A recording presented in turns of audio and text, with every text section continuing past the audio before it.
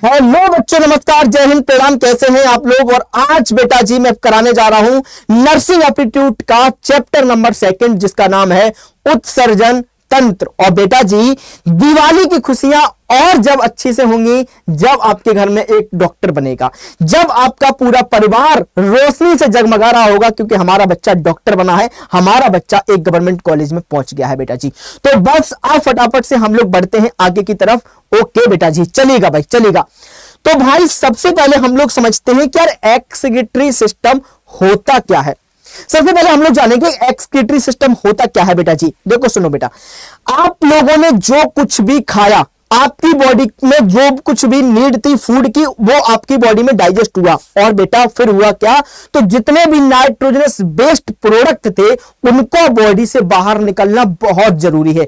अगर उनको बॉडी से बाहर नहीं निकालोगे तो वो बॉडी में आपको क्या होते जाएंगे, इकट्ठे होते जाएंगे और एक दिन आपको वो जहर के रूप में बन जाएंगे और जो कि आपकी बॉडी को नष्ट कर देंगे। इसलिए जितने भी आपके नाइट्रोजनस बेस्ड प्रोडक्ट हैं उनको बॉडी से बाहर निकालने की जो प्रक्रिया होती है उसको हम लोग एक्सक्रीटरी सिस्टम कहते हैं।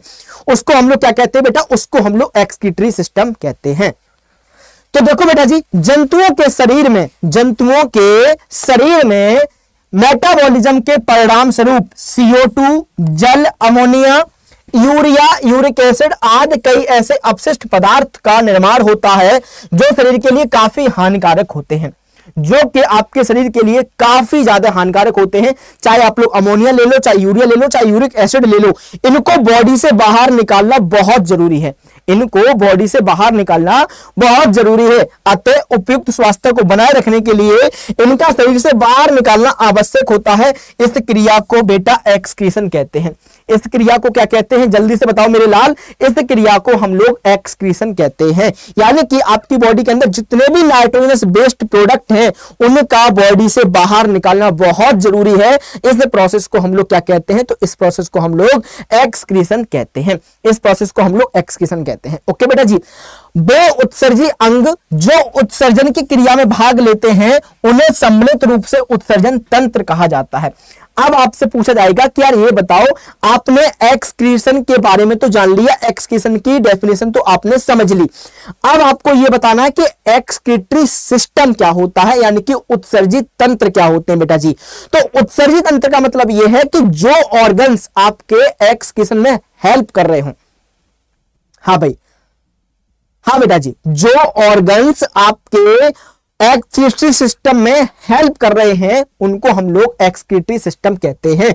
कौन कौन से ऑर्गन्स हेल्प करते हैं आइए समझते हैं। देखो बेटा जी, ये है आपकी नाइट्रोजनस बेस्ड प्रोडक्ट जिसमें आपका यूरिया आता है, जिसमें आपका यूरिक एसिड आता है, जिसमें आपका अमोनिया आता है और जिसमें आपका ये मूत्र बनता है। यानी कि ये सभी आपके नाइट्रोजनस बेस्ड प्रोडक्ट हैं, यानी कि यूरिन। तो urea, uric acid, ammonia, urine, ये सब आपके क्या है, तो ये सब आपके नाइट्रोजनस बेस्ड प्रोडक्ट है। इनको बॉडी से बाहर निकालना बहुत जरूरी है। या फिर आप लोग CO2 और स्वेट भी देखते होंगे, तो CO2 और स्वेट भी आपकी बॉडी में कहीं ना कहीं खतरनाक होती है, तो इसको भी बॉडी से बाहर निकालना बहुत जरूरी होता है। इनको भी बाहर निकालना जरूरी होता है ना बेटा जी। आवाज वाइब्रेट हो रही है। आवाज वाइब्रेट कैसे हो रही है, आवाज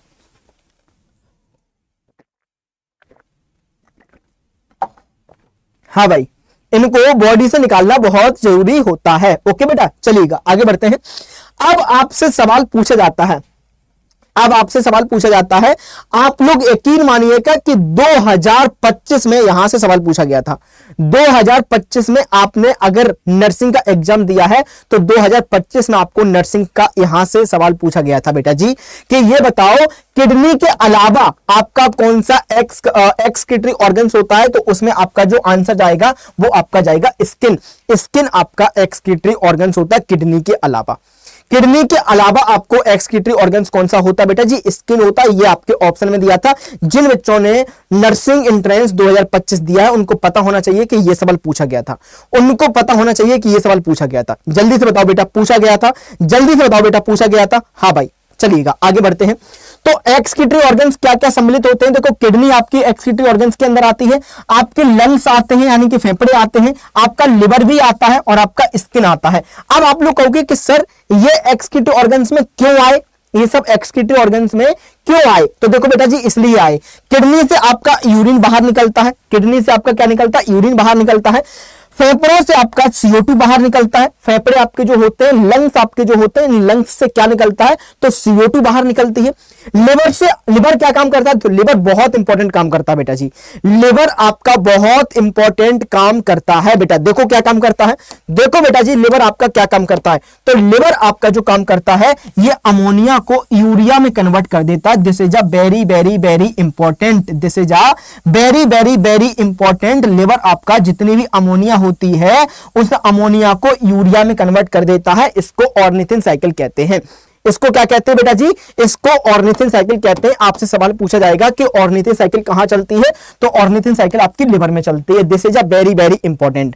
आपसे पूछा जाएगा कि ऑर्निथिन साइकिल कहां चलती है? ऑर्निथिन साइकिल का मतलब हो गया यूरिया साइकिल। ऑर्निथिन साइकिल का मतलब क्या हो गया बेटा? यूरिया साइकिल आपकी कहां चलती है? तो यूरिया साइकिल आपकी लिवर में चलती है, यूरिया साइकिल आपकी लिवर में चलती है। सर फिर हमने स्किन को एक्सक्रीटरी सिस्टम के अंदर क्यों रखा है? तो स्किन आपका एक ऐसा ऑर्गन होता है जो कि आपके स्वेट को बाहर निकालता है, जो कि आपके पसीने को बाहर निकालता है। और पसीना भी आपकी बॉडी से जब बाहर निकलता है तो आपकी बॉडी कूल होती है, क्योंकि पसीना के अंदर भी कहीं ना कहीं छोटी मात्रा में आपको अमोनिया और यूरिया देखने को मिलती है। ठीक है बेटा जी, तो ये भी आपका क्या होता है बेटा जी? ये भी आपका एक्सक्रीटरी बेस्ड प्रोडक्ट होता है, यानी कि स्वेट हो गया, यूरिया हो गया, CO2 हो गई और आपकी यूरिन हो गई, इन सभी को बॉडी से बाहर निकालना बहुत जरूरी होता है। जल्दी से बताओ, समझ में आया बेटा जी? समझ में आया बेटा जी? हाँ भाई फटाफट से बताओ। यहां तक सारी बातें आपको क्लियर हैं? यहां तक सारी बातें आपको क्लियर हैं? फटाफट से बताओ बेटा जी। नोट्स कितने बच्चे बना रहे हैं? एक बात ये भी बता दो कि नोट्स कितने बच्चे बना रहे हैं, लगातार साथ के साथ नोट्स कितने बच्चे बना रहे हैं? हाँ भाई फटाफट से बताओ, नोट्स कितने बच्चे बना रहे हैं? सर आपका लंच हो गया क्या? बेटा देखो मैंने अभी लंच तो नहीं किया है, बट आई थिंक मैंने 11 बजे आप क्लास लेने से पहले मैंने पोहा खाया था ब्रेकफास्ट में, और लंच अभी करूंगा 2 बजे जाके। हाँ भाई, तो इतनी बात आप लोगों को समझ में आई? जल्दी से बताओ बेटा, यहां तक किसी बच्चे को कोई दिक्कत, कोई परेशानी, कोई किल्लत समस्या तो नहीं है बेटा? चलेगा, अब हम लोग बढ़ते आगे की तरफ। आगे देखो बेटा जी, अब उत्सर्जी तंत्र के अंदर एक चीज और पूछी जाती है, वो क्या पूछी जाती है कि नाइट्रोजन युक्त उत्सर्जी पदार्थ के आधार पर जो जीव होते हैं वो 4 प्रकार के होते हैं। यानी कि आपका जो उत्सर्जी पदार्थ होते हैं, उत्सर्जी जो आपके पदार्थ होते हैं बेटा, उनके आधार पर जो जीव हैं वो भी 4 प्रकार के होते हैं। कैसे सर? जो यूरिया निकालते हैं उनको यूरियोटैलिक कहते हैं, जो यूरिक एसिड निकालते हैं उनको यूरिकोटैलिक कहते हैं, जो अमोनिया निकालते हैं उनको अमोनोटैलिक कहते हैं, और जो ग्वानिन निकालते हैं उनको ग्वानोटैलिक कहते हैं। उनको क्या कहते हैं बेटा? उनको ग्वानोटैलिक कहते हैं। आइए समझते हैं बेटा जी, आइए समझते हैं बेटा जी। देखो बेटा, देखो सुनो, जो ऑर्गेनिज्म अमोनिया निकालते हैं, क्या बेटा? जो ऑर्गेनिज्म अमोनिया निकालते हैं, जो ऑर्गेनिज्म अमोनिया निकालते हैं उनको क्या कहते हैं? उनको अमोनोटैलिक कहते हैं। जो ऑर्गेनिज्म यूरिया निकालते हैं उनको यूरियोटैलिक कहते हैं। जो ऑर्गेनिज्म यूरिक एसिड निकालते हैं उनको यूरिकोटैलिक कहते हैं। जो ऑर्गेनिज्म ग्वानिन निकालते हैं उनको ग्वानोटैलिक कहते हैं। उनको क्या कहते हैं बेटा? तो उनको ग्वानोटैलिक कहते हैं। ठीक है बेटा जी, आइए समझते हैं, इनके एग्जांपल्स को लिखते हैं। आइए समझते हैं, इनके एग्जांपल्स को लिखते हैं। अमोनोटैलिक का एग्जांपल क्या है बेटा? अमोनोटैलिक का एग्जांपल क्या है? आइए समझते हैं। देखो बेटा जी, अमोनोटैलिक का एग्जांपल क्या है? तो अमोनोटैलिक में आपके एक्वाटिक ऑर्गेनिज्म आते हैं। क्या आते हैं बेटा जी? इसमें आपके एक्वाटिक ऑर्गेनिज्म आते हैं। लाइकेज आपकी मछली हो गई, लाइकेज आपकी मछली हो गई, ये आपके अमोनोटैलिक हो जाएंगे, ये आपके अमोनोटैलिक हो जाएंगे। समझ में आया बेटा? तो ये आपका अमोनोटैलिक हो गया। ये क्या हो गया बेटा? तो ये आपका अमोनोटैलिक हो गया। समझ में आया बेटा जी? ये आपका अमोनोटैलिक हो गया, है ना बेटा जी? चलिएगा, दूसरा आपका यूरियोटैलिक। यूरियोटैलिक कौन से ऑर्गेनिज्म होते हैं? जो यूरिया निकालते हैं, और इसमें आपका कौन आ गया? तो इसमें आपके मैमल्स आ जाएंगे, इसमें आपके मैमल्स आ जाएंगे। क्या आ जाएंगे बेटा? इसमें आपके मैमल्स आ जाएंगे, यानी कि ह्यूमन बीइंग्स, यानी कि ह्यूमन बीइंग्स, यानी कि ह्यूमन बीइंग्स। ह्यूमन के अंदर आपको यूरिया निकलती है। क्या इतनी बात समझ में आई? क्या इतनी बात समझ में आई? जल्दी से बताओ बेटा, इतनी बात समझ में आई? अनमोल मिश्रा सर बैच कैसे लें? बेटा अभी बता दूंगा, अभी थोड़ा सा पढ़ लें बेटा जी, है ना? आपको अभी 10 मिनट के बाद बता देंगे कि बैच को आपको कैसे कैसे लेना है। ठीक है बेटा, पहले थोड़ा सा पढ़ लें। ओके बेटा, चलिएगा। अब बात करते हैं यूरिकोटैलिक की। तो यूरिकोटैलिक आपकी यूरिक एसिड रिलीज करते हैं। यूरिकोटैलिक क्या करते हैं? यूरिक एसिड रिलीज करते हैं। और यूरिक एसिड कौन रिलीज करता है? आपके पक्षी, आपके जो पक्षी होते हैं ये यूरिक एसिड रिलीज करते हैं, है ना बेटा जी, यूरिक एसिड रिलीज करते हैं। समझ में आया बेटा जी? हाँ भाई समझ में आया, फटाफट से बताओ। इतनी बात आप लोगों को समझ में आ गई, इतनी बात आप लोगों को समझ में आ गई। अब सवाल आता है कि सर ग्वानोटैलिक कौन होते हैं? अब सवाल आता है कि ग्वानोटैलिक कौन होते हैं? तो ग्वानोटैलिक होते हैं जो ग्वानिन रिलीज करते हैं। ग्वानोटैलिक कौन होते हैं? जो ग्वानिन रिलीज करते हैं। ग्वानिन। सर ये ग्वानिन कौन रिलीज करता है? सर हमें तो सर नहीं पता ये ग्वानिन रिलीज कौन करता। तो मेरे लाल ग्वानिन रिलीज करती है आपकी अपनी मकड़ी, आपकी अपनी स्पाइडर, आपकी अपनी स्पाइडर। तो this is a very very important, this is a very very important, this is a very very important, है ना भाई। यहां पर हम लोग ग्वानिन लिखेंगे, उसके बाद में इसको पीले कलर से हाईलाइट करेंगे। इसको क्या करेंगे? पीले से कलर से इसको हाईलाइट करेंगे और इसके नीचे हम लोग इसका एग्जाम्पल लिखेंगे। एग्जाम्पल के तौर पर हम लोग क्या लिखेंगे? तो भैया एग्जाम्पल के तौर पर हम लोग लिखेंगे मकड़ी। मकड़ी क्या लिखेंगे बेटा जी? मकड़ी, है ना। अरे ये तो मकड़ी लिख गई, मकड़ी क्या लिखेंगे बेटा? मकड़ी, है ना। तो जो मकड़ी होती है ये मकड़ी आपकी ग्वानिन रिलीज करती है। मकड़ी आपकी जो होती है ये आपकी ग्वानिन रिलीज करती है। समझ में आया? जल्दी से बताओ भाई। हेमंत भाई कह रहे हैं नमस्ते गुरुजी, मैं आरवी एकेडमी से हूं। ओके बेटा जी, ओके ओके बेटा ओके। फिलहाल हम लोग यहां पर समझते हैं, ठीक है भाई हेमंत भाई, फिलहाल हम लोग यहां से समझते हैं, चलेगा। तो ये सारी बातें आपको समझ में आई। अमोनोटैलिक क्या होते हैं? जो अमोनिया रिलीज करते हैं। यूरियोटैलिक कौन होते हैं? जो यूरिया रिलीज करते हैं। यूरिकोटैलिक कौन होते हैं? जो यूरिक एसिड रिलीज करते हैं। ग्वानोटैलिक कौन होते हैं? जो कि ग्वानिन रिलीज करते हैं। अब बेटा एक सवाल आपसे पूछा जाता है कि इन सब का टॉक्सिसिटी ऑर्डर बताओ। सर ये सवाल आपसे पूछा जाता है कि इन सब का टॉक्सिसिटी ऑर्डर बताओ, है ना भाई।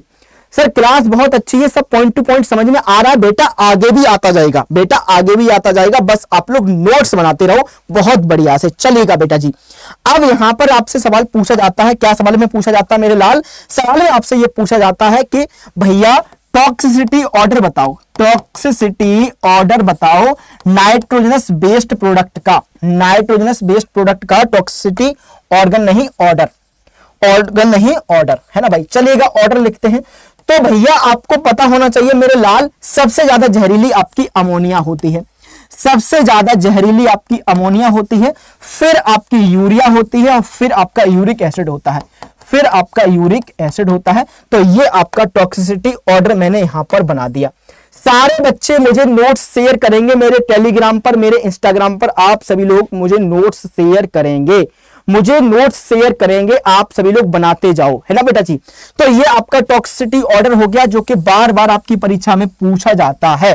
अच्छा इतना ही नहीं, आपसे यह भी पूछा जाएगा कि ये जो एक्सक्रीटरी बेस्ड प्रोडक्ट हैं इनको बाहर निकालने के लिए, इनको बाहर निकालने के लिए कौन सा प्रोडक्ट ज्यादा पानी लेता है, कौन सा प्रोडक्ट ज्यादा पानी लेता है? तो याद रखो बेटा जी, अमोनिया को बाहर निकालने के लिए ज्यादा पानी की जरूरत पड़ती है, ज्यादा पानी की जरूरत पड़ती है। यूरिया को बाहर निकालने के लिए थोड़ी से कम पानी की जरूरत पड़ती है और यूरिक एसिड को निकालने के लिए बहुत कम पानी की जरूरत पड़ती है, बहुत कम पानी की जरूरत पड़ती है। क्या ये सारी बातें समझ में आई? क्या ये सारी बातें समझ में आई? जल्दी से बताओ, क्या ये सारी बातें समझ में आई यहां पर? यानी कि टॉक्सिसिटी में मैंने आपको ये सारा ऑर्डर बता दिया और यही सेम ऑर्डर आपका यही रखा है ना बेटा जी। चलेगा भाई, बहुत बढ़िया जी, बहुत बढ़िया बेटा, बहुत बढ़िया, बहुत बढ़िया। चलो अब हम लोग बढ़ते हैं आगे की तरफ। हाँ भाई बहुत बढ़िया बेटा, बहुत बढ़िया। अब इधर देखो बेटा जी, अब इधर देखो, चलो अब इधर देखो बेटा, ये वाली बात क्लियर हो गई। अब हम लोग बढ़ते हैं आगे की तरफ। आगे देखो, अब एक एक करके हम लोग आगे पढ़ते चलेंगे। सबसे पहले हम लोग क्या करेंगे? हाँ भाई बहुत बढ़िया बेटा, बहुत बढ़िया। चलो सबसे पहले हम लोग पढ़ेंगे किसके बारे में? तो सबसे पहले हम लोग पढ़ेंगे अमोनोटैलिक के बारे में। हम लोग सबसे पहले पढ़ेंगे, देखो बेटा जी, इन जंतुओं में उत्सर्जी पदार्थ कौन सा होता है? तो इन जंतुओं में आपका जो उत्सर्जी पदार्थ होता है वो आपका अमोनिया होता है। हाँ भाई, अमोनोटैलिक में जो उत्सर्जी पदार्थ होता है वो क्या होता है बेटा? जल्दी से बताओ, मेरे साथ बोलो सर, जय माता की। हाँ बेटा जी, तो अमोनोटैलिक में सबसे ज्यादा उत्सर्जी पदार्थ क्या होता है बेटा जी? तो अमोनिया होता है। अमोनिया अत्यधिक विषैला होता है भैया, अमोनिया जहरीला है, अमोनिया क्या है बेटा? तो अमोनिया आपका जहरीला होता है, टॉक्सिक सब्सटेंस होता है। ये जहरीला है, ये आपका टॉक्सिक सब्सटेंस है। अत्यधिक विषैला पदार्थ होने के कारण इसके उत्सर्जन के लिए जल की अत्यधिक आवश्यकता होती है। This is a very very very important. अब ये जितना ज्यादा जहरीला है तो इसको बॉडी से बाहर निकालने के लिए उतने ही ज्यादा पानी की जरूरत पड़ेगी। इसको बॉडी से बाहर निकालने के लिए उतने ही ज्यादा पानी की जरूरत पड़ेगी। समझ में आया मेरे लाल? चलिएगा भाई। तो the excretory system in these animals is ammonia. Ammonia is a highly toxic substance. Being a highly toxic substance it requires a lots of water for its excretion. फिर इसको उतना ही बाहर निकालने के लिए क्या पड़ेगा? तो ज्यादा पानी की जरूरत पड़ेगी। समझ में आया मेरे लाल? चलिएगा अब एग्जांपल देख लेते हैं। तो सभी बच्चे एग्जांपल्स देखेंगे। एग्जांपल्स में आ जाएगा जलीय जंतु। जलीय जंतु का मतलब हो गया एक्वाटिक एनिमल्स, मछली और आपका अमीबा। मछली और आपका अमीबा। अब बेटा तुम लोग एक बात याद कर सकते हो, जो पानी में रहते हैं, जो पानी में रहते हैं उनको पानी बाहर निकालने में कोई दिक्कत नहीं है यार। भाई एक बात बताओ बेटा जी, यानी कि अंबानी के जो घर वाले हैं उनको पैसे, दो चार पैसे खत्म हो जाएं तो क्या मतलब है भाई? क्या दिक्कत है उनको? कोई दिक्कत वाली बात नहीं है ना बेटा जी, है ना बेटा? बहुत बढ़िया जी, बहुत बढ़िया। चलिएगा, तो वही वाली बात मैं यहां पे बता रहा था। सारी बातें यहां पर आपको क्लियर हुई? फटाफट से बताओ, सारी बातें यहां पर आपको क्लियर हुई भाई? चलिएगा अब हम लोग बढ़ते हैं आगे की तरफ। भाई यहां पे क्या हो रहा है? हाँ भाई कुछ तो हो रहा है यहां पे। हाँ भाई चलिएगा, अब हम लोग बढ़ते हैं आगे की तरफ। समझ में आया बेटा? जल्दी से बताओ। अब हम लोग बढ़ते हैं आगे की तरफ। यहां तक सारी बातें क्लियर हैं? फटाफट से बताओ, यहां तक सारी बातें क्लियर हैं भाई?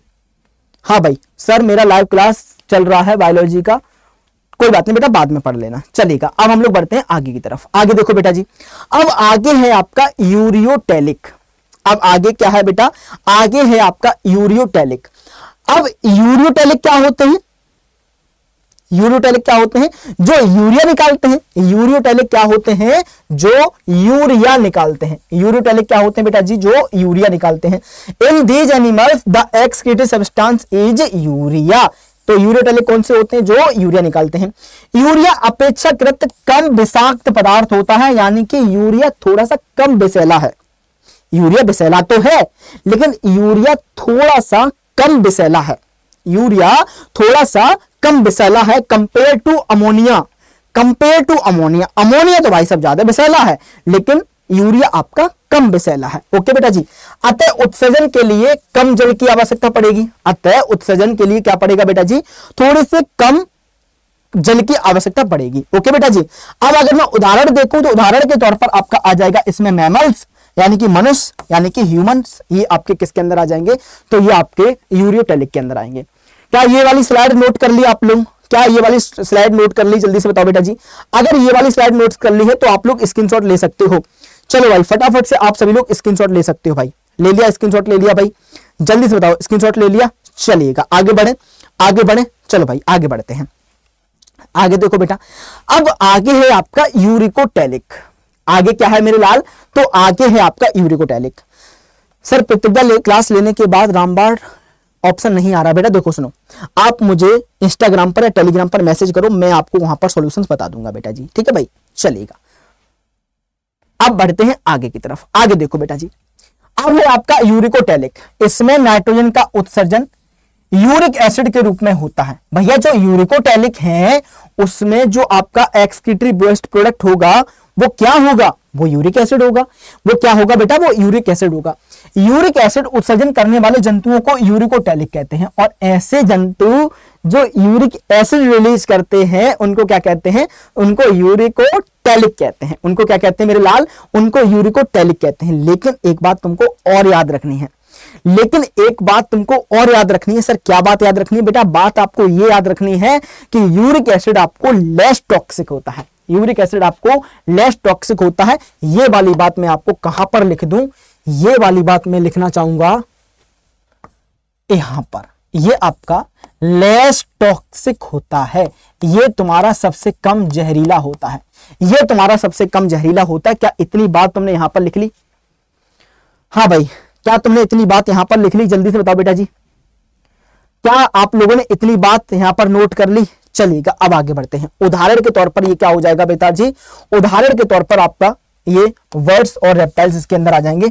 इसके अलावा इंसेक्ट भी आपके इसी के अंदर आते हैं, तो इंसेक्ट को भी लिख लो, इंसेक्ट को भी आप लोग यहां पर लिख लीजिएगा, इंसेक्ट्स।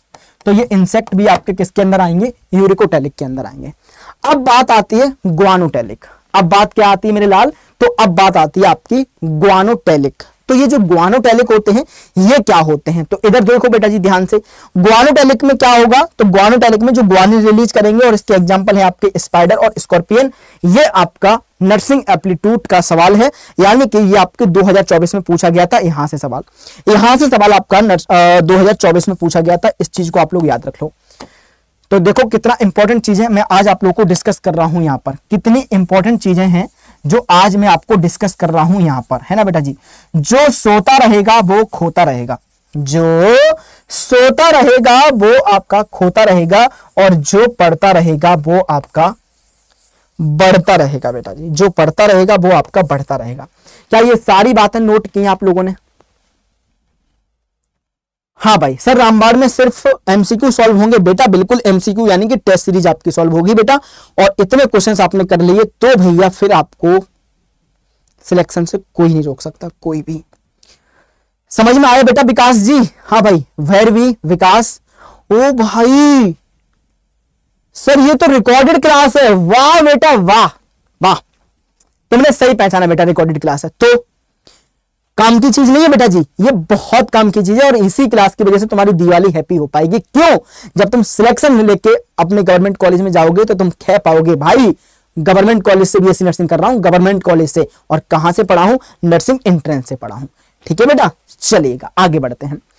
अब आगे है आपका त्वचा यानी कि स्किन, जो आपके 2025 का सवाल था। कहो बेटा हाँ, कहो बेटा हाँ, है ना बेटा जी? कहो बेटा हाँ। हाँ भाई बहुत बढ़िया। तो ये आपका 2025 का सवाल था, यही वाला सवाल आपसे पूछा गया था 2025 में, यहीं से सवाल आपका पूछा गया था। यह शरीर से अतिरिक्त लवण को निकालती है, त्वचा पसीने को निकालती है, तो पसीने में लवण होता है, पसीने में आपके पानी होता है, और पसीना में आपका क्या होता है? तो पसीने में आपकी बॉडी की महक होती है, खुशबू होती है। तो धरती पर चाहे जहां भी रहेगी, लवण और पानी की मात्रा को उत्सर्जित करती है। त्वचा में उपस्थित श्वेत ग्रंथियां यानी कि स्वेट ग्लैंड्स तथा कुछ आपकी सीबेशियस ग्लैंड्स भी होती हैं, इनके द्वारा पसीना निकलता है। क्या भाई? पसीना। क्या बेटा? पसीना। अरे हसीना नहीं, पसीना। क्या बेटा? पसीना निकलता है। समझ में आया बेटा जी? तो ये भी कहीं ना कहीं एक्सक्रीटरी ऑर्गन्स का काम करता है, कहीं ना कहीं ये एक्सक्रीटरी ऑर्गन्स का काम करता है। ओके बेटा, समझ में आया बेटा? जल्दी से बताओ समझ में आया भाई? अगर आज की क्लास पसंद आ रही है तो नीचे क्लास के कमेंट करो, आपको आगे भी ऐसी सारी क्लासेस देखने को मिलती रहेंगी, बहुत मजा आपको आएगा। लेकिन कमेंट करके नहीं बताओगे तो आपकी क्लास यहीं रुक जाएंगी, फिर आप लोग का कंप्लीट नहीं हो पाएगा। ये नर्सिंग एप्टीट्यूड में जो पढ़ा रहा हूं ये आपके में पक्का 24 में से 24 आने वाले हैं। ओके जी, चलिएगा। तो ये स्वेट ग्लैंड्स होती हैं, क्या निकालती हैं? ये पसीना निकालती हैं, है ना बेटा जी। और आपकी जो सेबेशियस ग्लैंड्स हैं ये आपका तेल निकाल देती हैं, है ना बेटा। चलेगा, आगे बढ़े भाई, आगे बढ़े बेटा जी। भैरवी निगम जी क्या कहना है? सर नाइस क्लास, सर बहुत अच्छा पढ़ा रहे हैं, थैंक यू सो मच बेटा जी, थैंक यू सो मच बेटा, थैंक यू सो मच। चलो भाई चलिएगा, अब बढ़ते हम लोग आगे की तरफ। आगे देखो बेटा जी, आगे है आपके फेफड़े। आगे क्या है बेटा? तो आगे हैं आपके लंग्स, फेफड़े। फेफड़े आपके वन पेयर होते हैं, यानी कि दो फेफड़े होते हैं, राइट लंग्स और लेफ्ट लंग्स। ये क्या निकालते हैं? तो मेरे लाल ये कार्बन डाइऑक्साइड निकालते हैं। क्या भैया? ये निकालते हैं आपके कार्बन डाइऑक्साइड और जल वाष्प का उत्सर्जन करते हैं। जल वाष्प के रूप में फेफड़े लहसुन, प्याज एवं कुछ मसालों में पाए जाने वाले वाष्पीय घटक को भी शरीर से बाहर निकाल देते हैं। आपने देखा होगा बाई चांस कुछ महक अंदर चली जाती है तो वो महक भी आपकी बाहर निकल आती है। आगे बढ़ते हैं। अब आगे है आपका लिवर दादा। क्या सर ये जो लिवर दाता है ये भी एक्सक्रीटरी ऑर्गन्स की तरह काम करता है? अरे बेटा ये एक्सक्रीटरी प्रोडक्ट नहीं, ये तो बहुत इंपॉर्टेंट काम करता है, क्योंकि यहां पर ऑर्निथिन साइकिल चलती है। यहां पर क्या चलती है बेटा जी, सर आपकी बिटिया आ गई, अरे वाह बेटा वाह, वाह बेटा वाह, है ना भाई, बहुत बढ़िया। चलो, तो लिवर बेटा क्या करता है, तो लिवर के अंदर हमारी चलती है ऑर्निथिन साइकिल। कौन सी साइकिल, ऑर्निथिन साइकिल। कौन सी, ऑर्निथिन साइकिल। ऑर्निथिन साइकिल को ही हम लोग क्या कहते हैं, यूरिया साइकिल कहते हैं। क्या कहते हैं बेटा, यूरिया साइकिल, हम इसे यही कहते हैं। अब यहां जो यूरिया साइकिल चलती है, एक्चुअल में यहां पे होता क्या है वो मैं बता देता हूं। एक्चुअली में यहां पर होता क्या है, sir I am new students, batch purchase कैसे करें, अभिषेक सिंह मेरे लाल। अभी थोड़ी देर रुको बेटा, है ना, थोड़ी देर रुको, मैं इसको खत्म करने के बाद फिर आपको बैच के बारे में ही बताऊंगा। थोड़ी देर रुको बेटा, है ना, थोड़ी देर रुको, चलिएगा भाई। तो इधर देखो बेटा जी, इधर देखो, तो आपका जो लिवर है ना, ये लिवर करता क्या है, तो लिवर करता है जितना भी आपका अमोनिया है, जितना भी आपका अमोनिया है, जितना भी आपका अमोनिया है, इस सारी अमोनिया को यूरिया में कन्वर्ट कर देता है। ये जितना भी आपका अमोनिया है, ये सारी का सारा अमोनिया आपका यूरिया में कन्वर्ट कर देता है और आपके अंदर बन गई यूरिया। अब इस यूरिन को आप लोग बाहर निकालोगे, जगह देख के मौका देख के, है ना बेटा जी, चलेगा भाई, चलेगा। इस तरीके के विषैले पदार्थ अमोनिया को यूरिया में बदल देता है। यह रक्त परिसंचरण के दौरान बनने वाले अपशिष्ट बिलीरुबिन का भी उत्सर्जन करता है। It converts the toxic substance ammonia of the body into urea. It also excrete the waste bilirubin form during blood circulation. क्या इतनी बात समझ में आई बेटा, क्या इतनी बात समझ में आई मेरे विशाल भाई? हाँ भाई, जल्दी से बताओ, क्या इतनी बात समझ में आई बेटा? यहां तक किसी बच्चे को कोई दिक्कत, कोई परेशानी, कोई किल्लत, कोई समस्या अगर कुछ भी है तो बताओ। समझ में आया बेटा? चलिएगा, आगे बढ़ा जाए, आगे बढ़ा जाए मेरे लाल, आगे बढ़ा जाए, जल्दी से बताओ बेटा, आगे बढ़ा जाए। चलो भाई आगे बढ़ते हैं। सर मैं बाबा टिल्लू, यूपी नेट फॉर्म अड्डा 24/7। कितने शान से कह रहा है, सर मैं बाबा टिल्लू। बेटा शकल भी तुम्हारी बाबा टिल्लू की जैसी है ना? हाँ, बहुत बढ़िया। चलो अब बढ़ते हैं आगे की तरफ, अब बढ़ते हैं आगे की तरफ। अब आगे है आपका मेन एक्सक्रीटरी ऑर्गन्स। आगे क्या है बेटा जी, आगे है आपका मेन एक्सक्रीटरी ऑर्गन्स, जिसका नाम है क्या, जिसके नाम है क्या, गुर्दे, जिसके नाम है गुर्दे। हाँ भाई, जिसके नाम है गुर्दे। बिल्कुल चलेगी बेटा, बिल्कुल चलेगी। हाँ भाई, जिसके नाम है गुर्दे। तो यह मानव का मुख्य उत्सर्जी अंग है। हाँ भाई, जितने हम लोगों ने अभी उत्सर्जी अंग पढ़े हैं उन सभी में ये सबसे मेन है। ये क्या है भैया, ये सबसे मुख्य उत्सर्जी अंग है।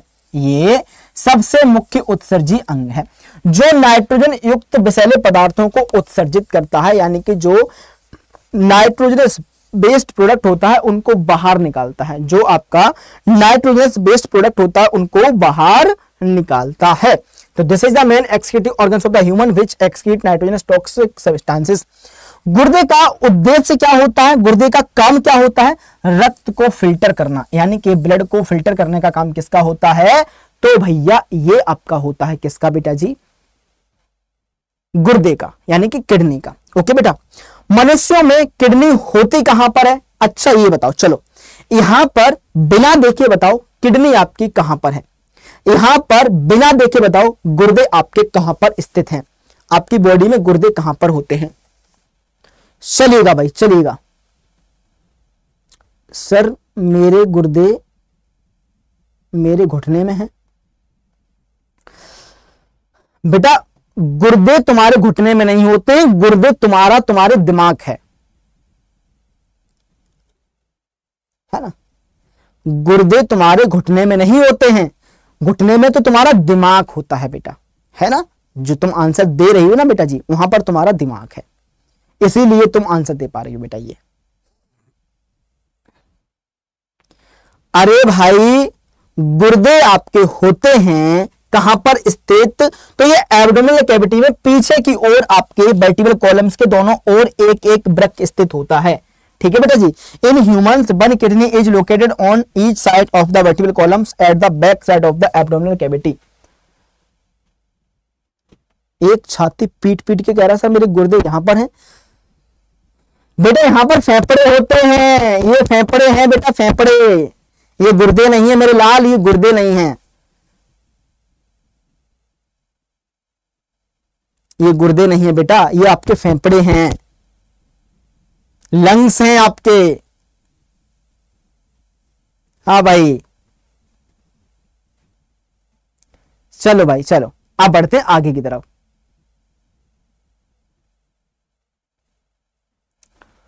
सर मैं अपना किडनी बेचकर आईफोन ले लिया हूं।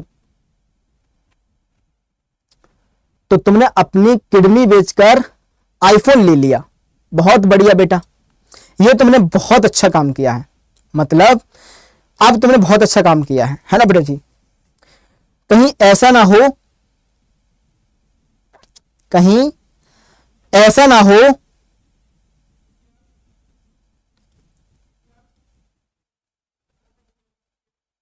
कि तुम अब अपने घर के सामानों को बेचकर उसका रिचार्ज करवाओ, है ना, क्योंकि रिचार्ज तो तुमसे होगा नहीं, गुर्दे बेच के तो तुमने आईफोन लिया है, अब रिचार्ज किससे करवाओगे।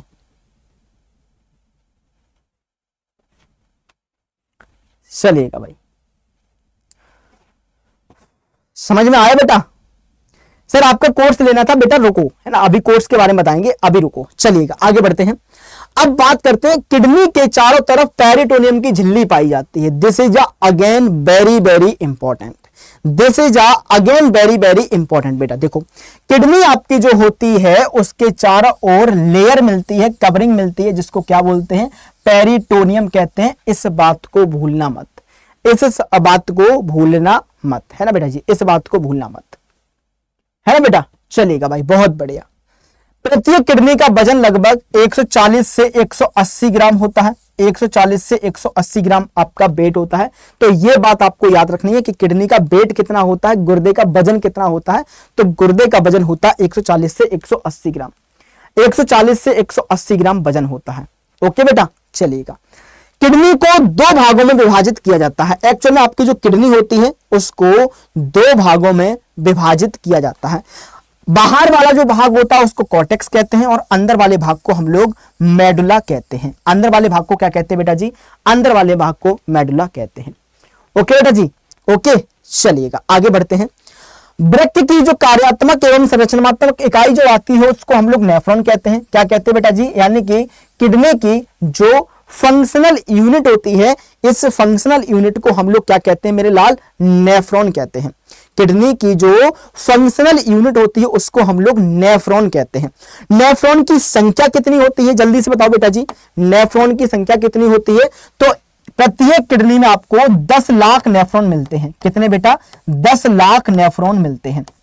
प्रत्येक किडनी के अंदर आपको 10 लाख नेफ्रॉन्स मिलते हैं, है ना बेटा जी, यानी कि 1 मिलियन नेफ्रॉन आपको एक किडनी में मिलेंगे। 1 मिलियन नेफ्रॉन प्रत्येक किडनी में लगभग 10 से 12 लाख सूक्ष्म एवं कुंडलित नलिका मिलती है, या फिर इनको 1 मिलियन भी कह सकते हैं, और इनको 1 मिलियन भी कह सकते हैं, 1 मिलियन। ओके बेटा जी, किडनी का जो अध्ययन होता है, अध्ययन विज्ञान की जिस शाखा में किया जाता है उसको हम लोग नेफ्रोलॉजी कहते हैं। इस चीज को आपको याद रखना, इस चीज को आपको याद रखना है। ओके बेटा, समझ में आया। रमेश बेटा और सुमित भाई आपको समझ में आया, जल्दी से बताओ। रागिनी बेटा आपको समझ में आया, विकास, हाँ भाई, चलिएगा आगे बढ़ते हैं। अब बात करते हैं हम लोग ग्लोमेरुलस की। सर ये ग्लोमेरुलस क्या होता है, देखो बेटा जी, अब जो हमने नेफ्रॉन्स बनाए हैं ना, नेफ्रॉन्स आपको जो बताए 10 लाख जो नेफ्रॉन्स मिलते हैं, अब नेफ्रॉन्स के अंदर का जो माल मसाला है, नेफ्रॉन्स के अंदर का जो स्ट्रक्चर्स है उसको हम लोग ग्लोमेरुलस कहेंगे और आगे की चीजें कहेंगे। देखो बेटा जी, अब हम लोग नेफ्रॉन्स की संरचना की बात करते हैं तो सबसे पहले आपका ग्लोमेरुलस आता है। ये ग्लोमेरुलस है क्या, तो नेफ्रॉन्स के वोमन कैप्सूल वाले भाग में अविवाही और अपवाही, एफरेंट और इफरेंट, यानी कि एफरेंट होती है जो ब्लड को लेके आती है और इफरेंट होती है जो ब्लड को लेके जाती है, ये नलिकाएं होती हैं। एफरेंट और इफरेंट कुछ नलिकाएं होती हैं जो कि घूम जाती हैं, जैसे केस का गुच्छ कहते हैं। नेफ्रॉन्स में सबसे पहले रक्त केस का गुच्छ के द्वारा ही छाना जाता है।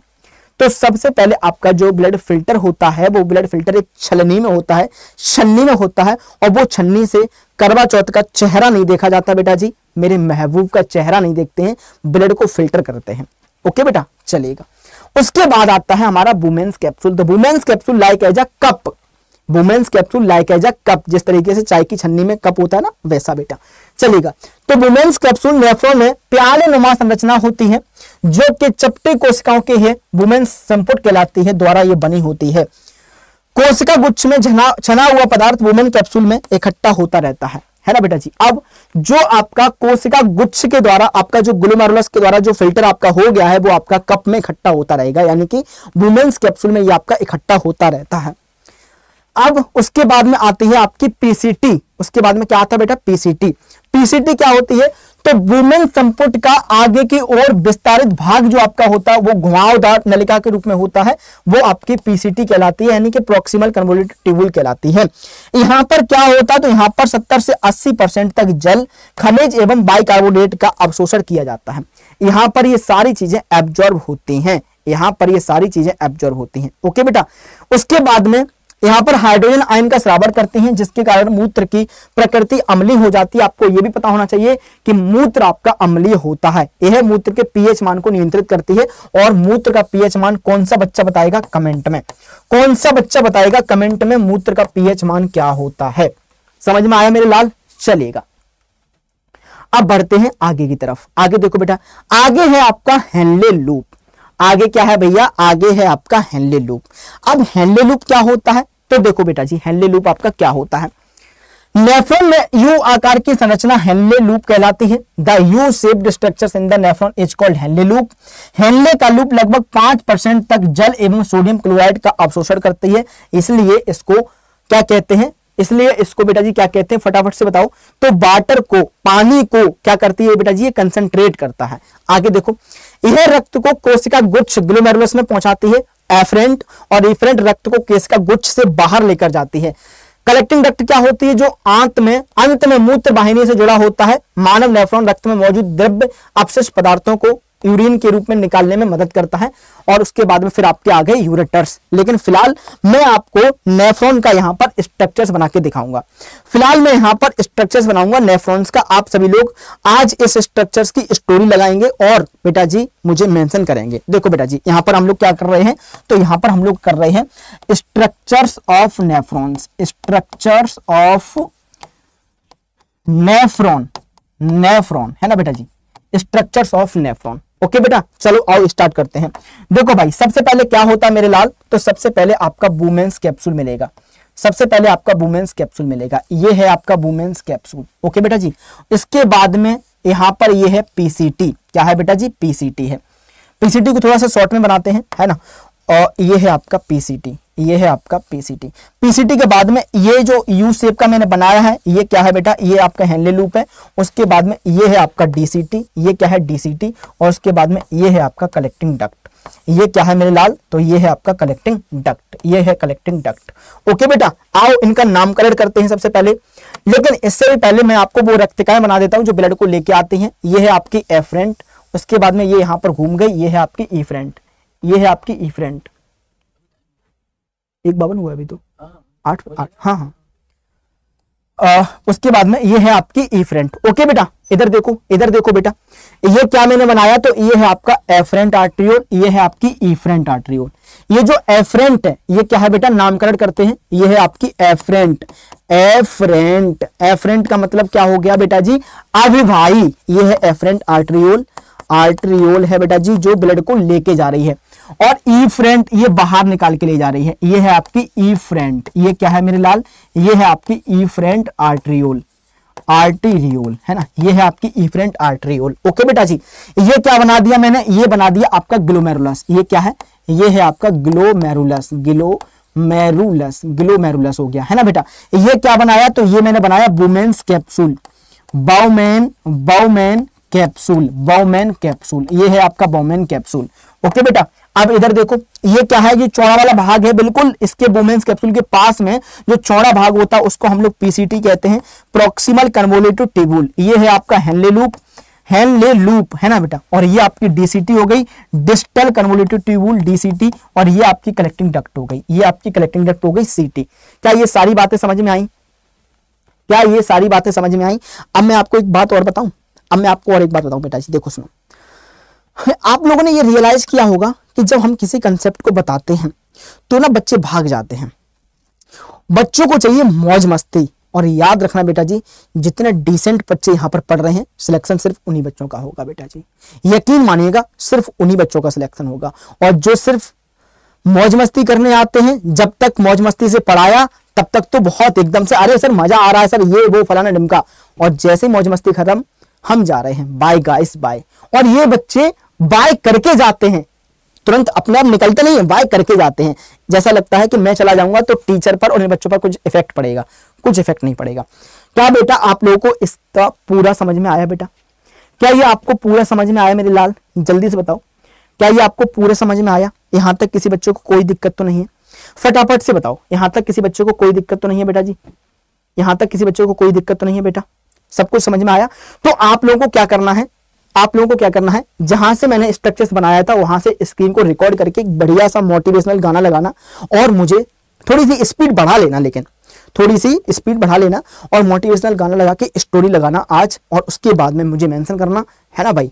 चलिएगा, आज का ये टास्क हम लोग रखते हैं। ओके बेटा, चलिएगा अब हम लोग बढ़ते हैं आगे की तरफ, और उम्मीद करता हूं कि आपकी दिवाली बहुत अच्छे से मन रही होगी बेटा जी। अब बात करते हैं हम लोग यूरेटर्स की। तो क्या बेटा तुम लोग जानते हो यूरेटर्स क्या होते हैं? तुम लोग जानते हो यूरेटर्स क्या होते हैं? सर एमसीक्यू कराओ ना बेटा। नितिन पटेल अगली बार क्लास में मत दिख जाना, अगली बार क्लास में मत दिख जाना बेटा जी, है ना भाई, पक्का बोल रहा हूं, दिल से बोल रहा हूं बेटा जी। जाओ चलिएगा, मूत्रवाहिनी के कार्य, मूत्रवाहिनी के कार्य वृक्क से मूत्राशय तक मूत्र को पहुंचाना होता है। ये जो आपके यूरेटर्स होते हैं इनका काम क्या होता है? वृक्क से मूत्राशय तक, यानी कि किडनी से आपका जो यूरिनरी ब्लैडर होता है ना बेटा जी, यूरिनरी जो ब्लैडर होता है ना, वहां तक पहुंचाने का काम किसका होता है? यूरेटर्स का होता है। यूरेटर्स 1 पेयर होते हैं। यूरेटर्स कितने होते हैं बेटा जी? ये आपके 1 पेयर होते हैं, 1 पेयर। जो बच्चे शॉर्टकट तरीके से सिलेक्शन लेना चाहते हैं, जो बच्चे शॉर्टकट तरीके से सिलेक्शन लेना चाहते हैं कि सिर्फ एमसीक्यू कराओ, ये कराओ, वो करो, प्लीज मेरी क्लास में ना आए। मैं डिटेल में पढ़ा रहा हूं, मैं अच्छे से पढ़ा रहा हूं, मैं सब कुछ समझा रहा हूं बच्चों को, तो मैं आपको उसी तरीके से पढ़ाऊंगा। जिसको पढ़ना है वो पढ़ेगा, जिसको नहीं पढ़ना है वो नहीं पढ़ेगा बेटा जी।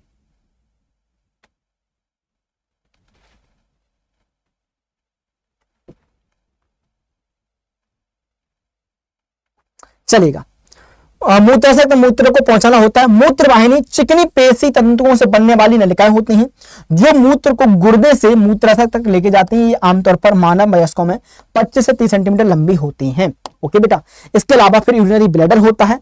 यूरिनरी ब्लैडर मनुष्य में मौजूद एक खोखला अंग होता है जो यूरिनेशन के द्वारा यूरिन के बाहर निकलने से पहले किडनी से मूत्र को स्टोर करता है, यानी कि ये आपको मूत्र को स्टोर करने का संरचना होती है। ओके, इसके बाद में क्या लिखा हुआ है? मूत्र वाहिनी के माध्यम से ब्लैडर में प्रवेश करता है और यूरेथ्रा के माध्यम से ये बाहर निकल जाता है। ब्लैडर को खाली करने की इच्छा होने से पहले सामान्य वयस्क मनुष्य में 300 और 500 मिलीमीटर के बीच में यूरिन को स्टोर कर सकते हैं। सब पेड क्लास है क्या? अच्छा ठीक है। तो यार ये है सारी बातें। किडनी प्रत्येक मिनट में औसतन 125 ml और दिन भर में 180 लीटर ब्लड फिल्टर करती है। ये बात आपको याद रखनी है, इसको भूलना नहीं है, क्योंकि यहां से आपके प्रीवियस ईयर में क्वेश्चन पूछा गया है कि आपका GFR कितना होता है। तो अगर ml में पूछे तो 125 ml, और अगर लीटर में पूछे तो 180 लीटर पर डे। समझ में आया भाई? इस चीज को तुम लोगों को नोट कर लेना है। ओके भाई, मूत्र यूरिन कंटेंट्स, यूरिन में क्या क्या मिलेगा भाई? ज्यादा तो आपका पानी मिलता है 90 से लेकर 95% तक, यूरिया 2 से लेकर 7% तक, 2.7%, और खनिज लवण 2%, और यूरिक एसिड आपको 0.3%। ओके भाई, इसके अलावा आपने देखा होगा कि आपकी जो यूरिन होती है, आपका जो टॉयलेट होता है वो हल्का सा पीला होता है। इसके पीछे का रीजन क्या है? क्योंकि इसके पीछे पिगमेंट मिलता है जिसका नाम है यूरोक्रोम। ओके भाई, मूत्र का पीएच, जो कि मैं क्वेश्चन पूछना चाह रहा था, मैं बता देता हूं। मूत्र आपका pH 6 होता है, यानी कि स्लाइटली एसिडिक होता है। ओके भाई, अर्थात मूत्र हल्का अम्लीय होता है, इस बात को याद रख लेना। स्वस्थ मनुष्य प्रतिदिन 1.5 से लेकर 2.5 लीटर तक मूत्र का उत्सर्जन करता है। जैसा पानी पियोगे वैसा निकालोगे, कम पियोगे तो कम निकलेगा। ओके, फिलहाल बढ़ते हैं आगे की तरफ। वृक्क में पड़ने वाली जो पथरी है वो कैल्शियम ऑक्सलेट की वजह से बनती है। आजकल का जो दिनचर्या है, खान पान है, उसकी वजह से आप लोगों ने देखा होगा कि बहुत से जो पेशेंट है वो किडनी स्टोन से ग्रसित हो रहे हैं, और इसका पीछे का जो रीजन है वो कैल्शियम ऑक्सलेट है। ये भी सवाल आपसे पूछा गया है, आपका PYQ है। This is a very very important. Okay भाई, इसके अलावा फिर हम लोग बात करेंगे अब आगे डायलिसिस प्रक्रिया क्या होती है। तो आप सभी लोग एक हमारे जो बहुत ही जाने पहचाने जो संत हैं, यानी कि आप लोगों ने प्रेमानंद जी का नाम सुना होगा, भाई उनकी दोनों किडनी है फिर भी वो चल रहे हैं क्योंकि उनका डायलिसिस होता रहता है टाइम टू टाइम। और ये सारी चीजें आपको यहां पर बताई गई हैं। क्लास का टाइमिंग फिलहाल हो चुका है तो मैं माफी चाहूंगा और ये आपकी क्लास ओवर हो चुकी है। तो आज हमने नर्सिंग एप्टीट्यूड में बहुत सारी चीजों को सीखा और उसके बाद में हम लोग मिलते हैं अब नेक्स्ट क्लास में। तब तक के लिए thank you so much and love you too guys. और ये चीज तुम लोग नोट जरूर कर लेना भाई, अगर नोट नहीं करोगे फिर पछताते रहोगे, फिर मत कहना। अगर क्लास बढ़िया लगी है तो एक बार कमेंट करके जरूर जाना, ओके चलेगा। लेकिन नहीं, जो बच्चे बैच के बारे में पूछना चाह रहे थे उनको मैंने बताया था